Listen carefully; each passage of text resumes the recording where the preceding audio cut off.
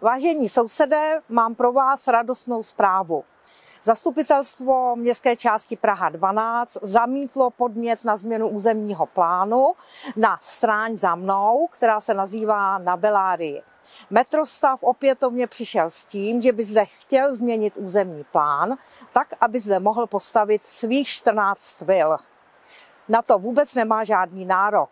V minulém volebním období, když jsem byla místostarostkou, jsem prosadila v radě, že jsme mu tento podnět na změnu územního plánu zamítli.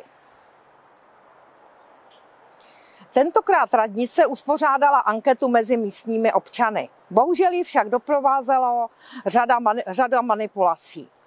Například Metrostav společně s radnicí děsil občany tím, že zde postaví 60 chat, na které dokonce zpracoval studii, tak, aby těch 14 vil vypadalo jako dobrý kompromis.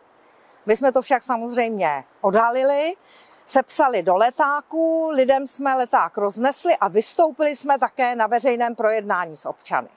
Občané potom hlasovali jasně proto, aby se na Bellarii nestavělo a Bellarie zůstala zelená. Je to veliký úspěch, protože zelené stráně Bellarie jsou plícemi Prahy.